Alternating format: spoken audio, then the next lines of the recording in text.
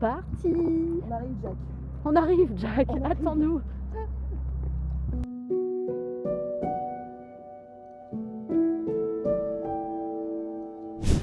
Attends.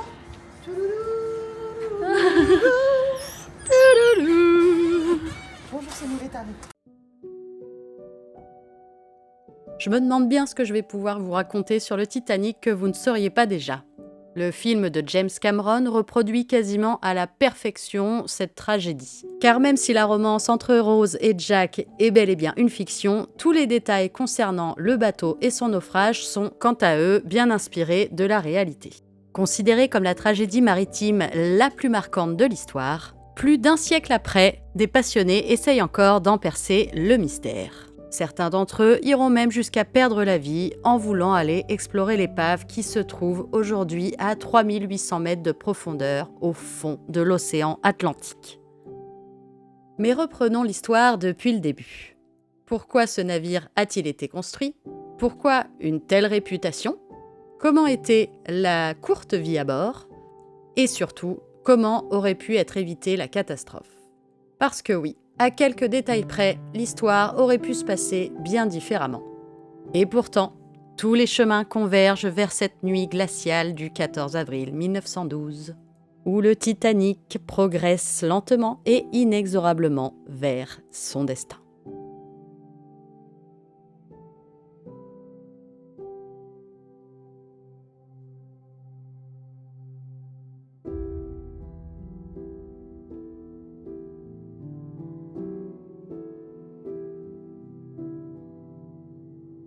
Nous sommes au début du XXe siècle, et grâce à l'invention des chemins de fer et des bateaux à vapeur, le monde est en mouvement comme jamais auparavant. En 1907, plus d'1 million de personnes traversent l'Atlantique pour entrer aux États-Unis.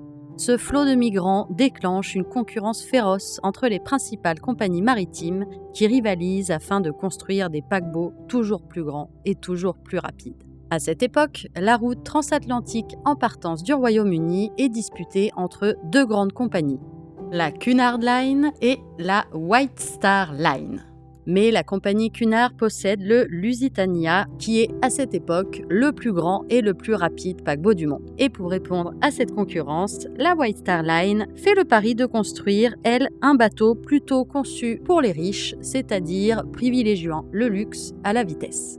Le 30 avril 1907, un accord sera signé entre la White Star Line et la compagnie Harland & Wolff, une compagnie irlandaise ayant la meilleure réputation en construction de navires. Ils décident alors de construire 3 navires, en utilisant les meilleures technologies et les matériaux les plus nobles. Le premier, l'Olympique, sera lui démantelé dans les années 30, et le Britannique, qui lui coulera également pendant la Première Guerre. Et évidemment, le troisième, que je n'ai pas besoin de présenter.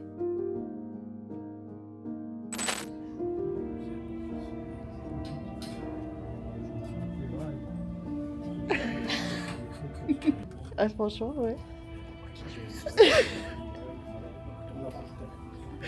Je passe par-dessus. Arrête ou je saute.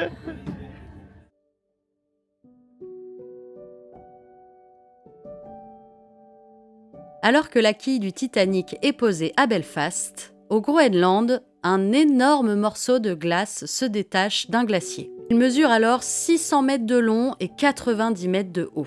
Les conditions météo n'ayant pas réussi à le faire fondre complètement, il va se diriger vers le sud et se retrouver sur les routes maritimes les plus fréquentées de l'époque. Et je sais pas pourquoi, c'est l'anecdote de l'expo qui m'a le plus marqué.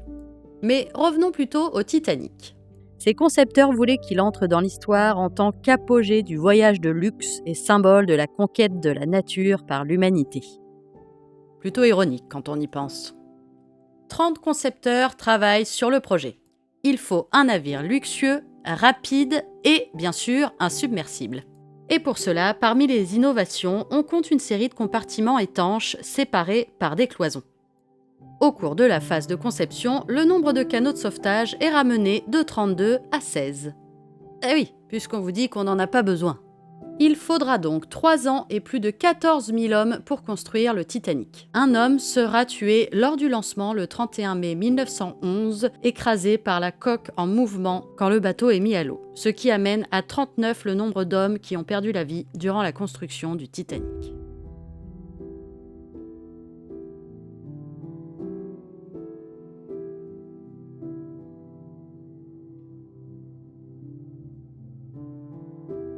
RMS signifie Royal Mail Steamer. À cette époque, le courrier était le principal moyen de communication. Et lors de son voyage inaugural, le Titanic transportait 3364 sacs de courrier, qui devaient être triés pendant le voyage. Mais c'est pas tout. La cale avant du navire contenait quelques-unes des récentes acquisitions européennes des premières classes. Des œuvres d'art, de littérature et également de très jolies voitures. Les assureurs avaient d'ailleurs demandé une prime moins élevée que les autres paquebots, puisqu'on vous dit qu'il n'y a aucun risque. Nous sommes le 10 avril, il est 9h30 et les passagers commencent à embarquer. Embarquez, madame, je vous en prie. Allez, à la semaine prochaine. On se voit mardi. Parmi les passagers importants, nous avons Bruce Ismay, président de la White Star Line, et Thomas Andrews, concepteur et architecte en chef du navire. Un seul des deux périra pendant la tragédie, mais si vous avez regardé le film, vous devez savoir lequel.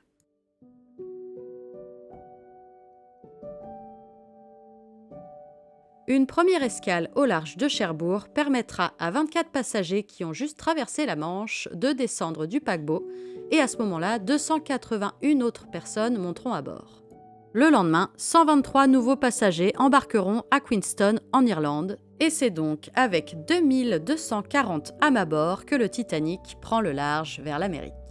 Dès qu'ils arrivent à la réception de la première classe, sur le pont D, accueillis par le capitaine Edwards, les passagers pénètrent dans un monde de luxe, au long cours tel qu'il n'y en a jamais eu sur les mers. Selon les témoignages, les aménagements intérieurs étaient si somptueux que l'on oubliait parfois qu'il s'agissait d'un navire. On avait l'impression qu'il s'agissait d'une fastueuse résidence princière.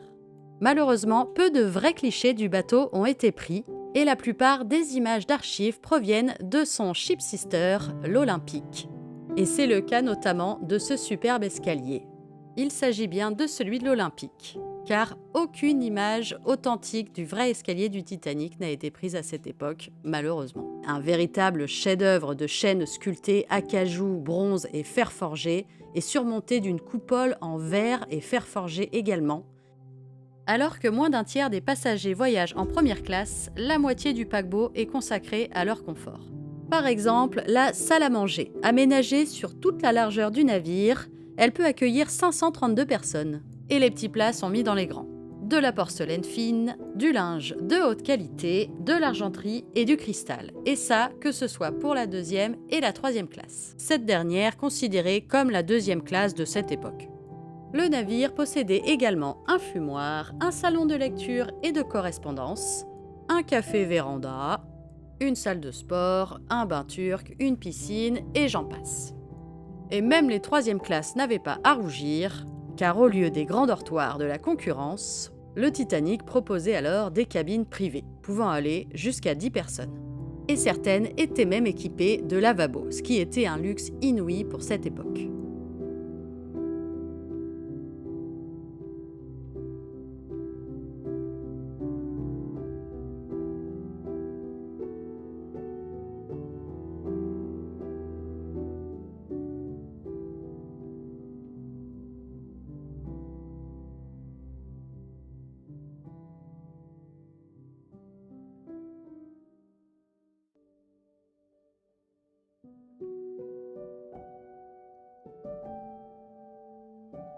Le 14 avril 1912, durant la journée, des messages signalant la présence de glace parviennent au Titanic.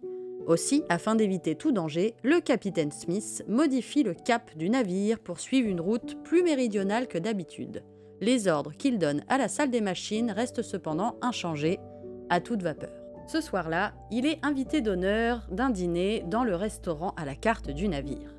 Avant de se retirer dans sa cabine, il retrouve le premier officier, William Murdoch, et lui ordonne de maintenir le cap en ajoutant Si vous avez le moindre doute, faites-le moi savoir immédiatement. Ce sera son dernier ordre.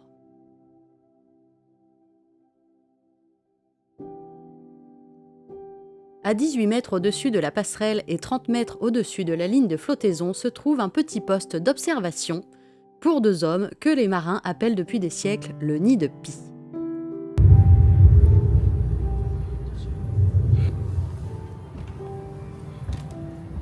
Ce serait dommage de se cogner quand même. On est où? Fais attention. J'ai le vertige.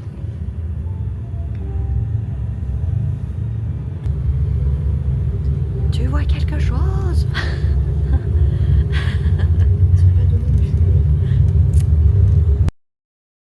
Petite précision. La veille du départ, un changement a été opéré parmi les officiers. Henry Wilde, officier expérimenté de l'Olympique, est recruté pour ce voyage.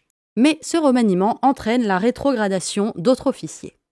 Et l'un d'entre eux, David Blair, se voit contraint de quitter le navire, emportant avec lui la clé du placard qui contient les jumelles de la vigie. Ce soir-là, Frédéric Fleet et Reginald Lee ne peuvent donc compter que sur leurs yeux pour voir à l'horizon. Une nuit sans lune empêchant de refléter les icebergs. Et quand ils l'aperçoivent, il est déjà trop tard.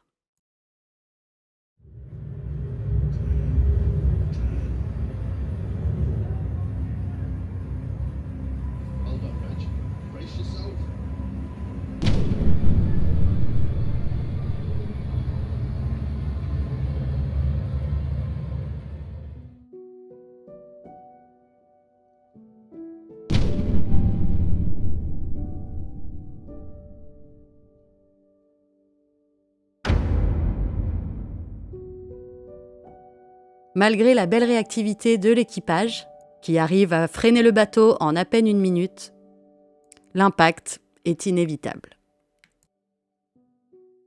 Ouais, on va arriver dans le vif du sujet. T'es prête? Non. Non, bah non. Dans les entrailles du navire, bien en dessous de la ligne de flottaison, les chauffeurs du Titanic entretiennent en permanence l'activité de ces 53 énormes chaudières. Dans la chaufferie 6, les ordres sont simples. Maintenir les feux allumés, l'eau bouillante et les moteurs en marche. À 23h40, le voyant rouge s'allume. La cloche d'alarme retentit, les portes étanches commencent à se fermer et le télégraphe d'urgence annonce « full stop ». Le chef de chauffe réagit instantanément, ordonnant à son équipe de fermer tous les clapets, étouffant ainsi l'air des chaudières. Quelques secondes plus tard, une trombe d'eau déferle. Lui et ses hommes parviennent tout juste à remonter l'échelle et à se mettre à l'abri. Quelques minutes plus tard, le niveau de l'eau dans la chaufferie numéro 6 atteint 2 mètres de haut et continue à monter. Le rapport est alors bref et glaçant. La coque est percée, l'eau s'engouffre à l'intérieur. Comme les cloisons étanches s'arrêtent juste au-dessus de la ligne de flottaison, à mesure que chaque compartiment se remplit, l'eau se déverse par-dessus dans le compartiment suivant.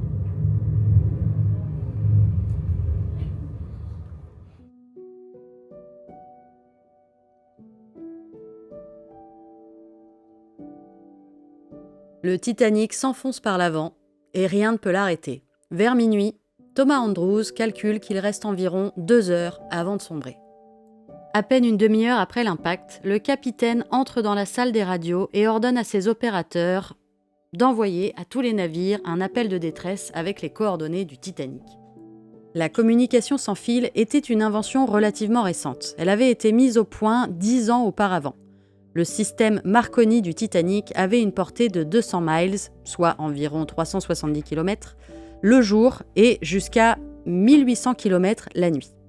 Plus tôt dans la journée, les opérateurs étaient occupés à envoyer des messages de passagers, pour lesquels ils recevaient de belles commissions.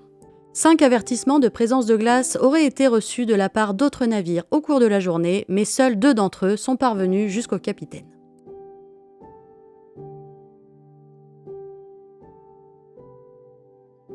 Le capitaine Smith ordonne à l'équipage d'actionner les pompes et aux passagers de se réveiller, enfiler les gilets de sauvetage et se rassembler au poste d'embarcation des canots. L'exercice de sauvetage ayant été annulé, beaucoup ne savent pas où se rendre. Alors que les cabines de 3e classe sont déjà en train de se remplir d'eau, les premières, eux, ont du mal à réaliser ce qui est en train de se passer.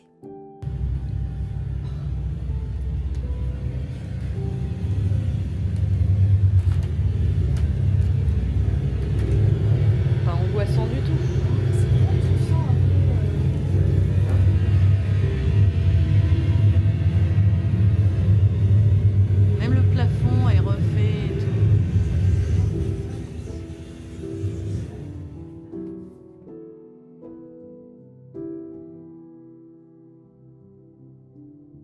Alors que les premiers enfants et femmes sont embarqués dans les canots, l'orchestre du bateau, quant à lui, continue à jouer, et jouera d'ailleurs jusqu'au bout.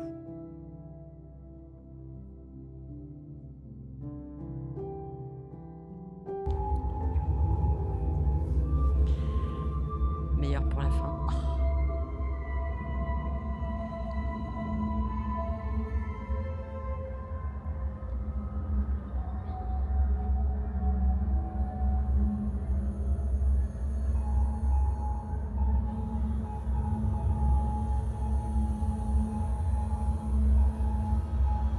Une fois les canots de sauvetage partis, il reste plus de 1500 personnes à bord du paquebot qui coule rapidement. Certains se jettent à l'eau, d'autres se réunissent en famille, sur le pont ou dans leur cabine.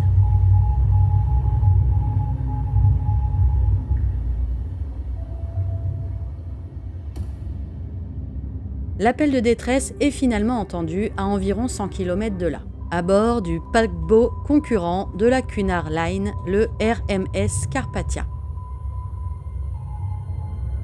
Autre anecdote, un bateau suffisamment proche aurait aperçu les fusées de détresse du Titanic, mais n'y aurait pas cru. Pensant que le bateau était en train de faire la fête, l'idée qu'il puisse couler ne leur est même pas venue à l'esprit. Ceux qui ont réussi à monter dans un canot de sauvetage assistent maintenant à un terrible spectacle. Le navire bascule et entame son terrible plongeon vers le fond de l'océan à près de 4 km de profondeur. Et bien que certains canots aient de la place pour recueillir beaucoup plus de monde, ils gardent leur distance, craignant que les personnes à la mer, désespérées, ne les prennent d'assaut et les fassent chavirer. Les cris de ces êtres abandonnés dans l'eau glacée hanteront de nombreux survivants jusqu'à la fin de leur jour. Tandis que ces cris cessent peu à peu, les rescapés se blottissent les uns contre les autres dans la nuit glaciale, attendant et priant pour que quelqu'un vienne à leur secours. Sur les 2240 passagers, seuls 707 ont survécu.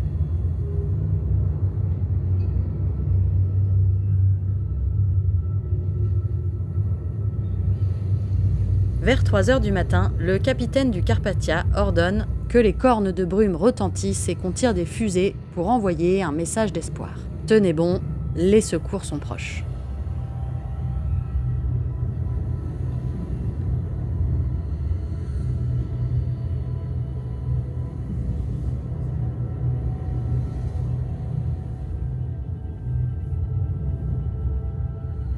Mais à 4 heures du matin, quand le bateau arrive sur le lieu des dernières coordonnées envoyées par le Titanic, là où le magnifique paquebot aurait dû se trouver, il n'y a plus rien.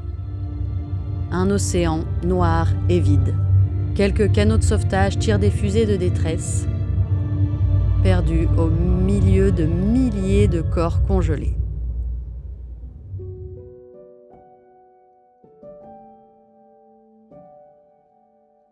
L'épave du RMS Titanic se trouve à 3800 mètres sous la surface de l'océan et couvre une superficie d'environ 39 km². Celle-ci est divisée en 2 sections principales, la proue et la poupe. Distante de 600 mètres et entourée d'un champ de débris comprenant machines, cargaisons et effets personnels des passagers. Cet endroit reculé n'est accessible que par des submersibles spécialisés capables de résister aux pressions énormes et au froid extrême de ces profondeurs. Depuis sa découverte, à peine 250 personnes ont pu voir l'épave de leurs propres yeux.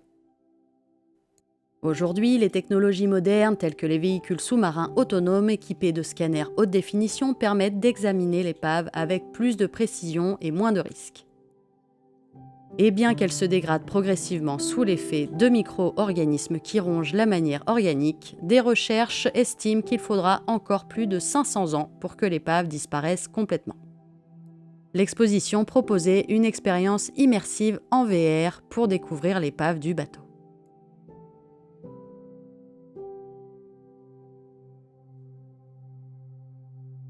Après ça, de nombreuses villes ont érigé des monuments commémoratifs. Les pertes humaines du Titanic ont plongé des familles dans une grande détresse émotionnelle et financière. De nombreuses veuves ayant perdu leur seul soutien se sont retrouvées confrontées à de graves difficultés économiques. Pour atténuer ces souffrances, des récoltes de fonds ont été mises en place aux États-Unis et au Royaume-Uni. T'écris un petit télégramme ? On a survécu. On a survécu.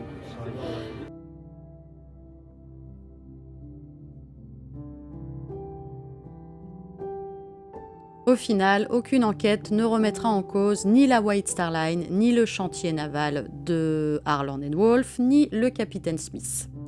Mais cela amènera de nouvelles réformes, comme le nombre de canaux de sauvetage et les radios 24 heures sur 24. Obligatoire, bien sûr.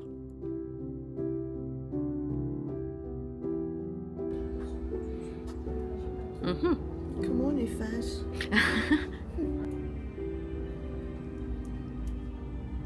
Tadam! Alors,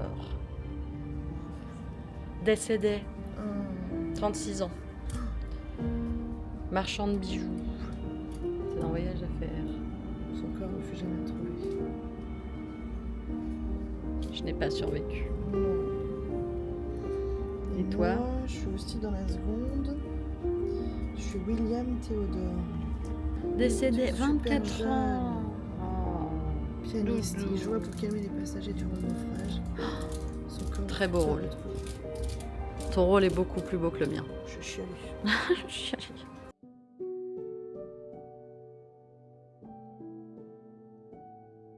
Créée en 1914 suite au naufrage, la Patrouille internationale des glaces, ou communément appelée IIP, est toujours en activité aujourd'hui. Elle surveille les routes maritimes de l'Atlantique Nord, qui restent parmi les plus fréquentées au monde et où les glaces constituent une menace constante.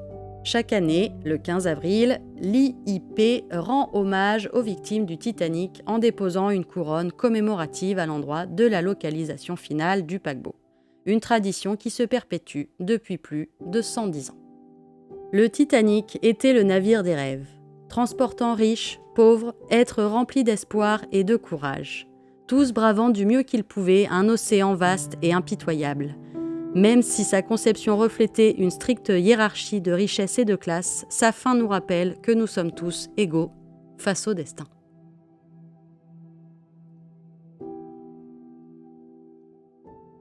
Bon en résumé, j'ai adoré quoi. Les produits de la boutique sont également très sympas et j'ai d'ailleurs acheté 2 magnettes et un sac. T'as vu, on a trouvé Jack.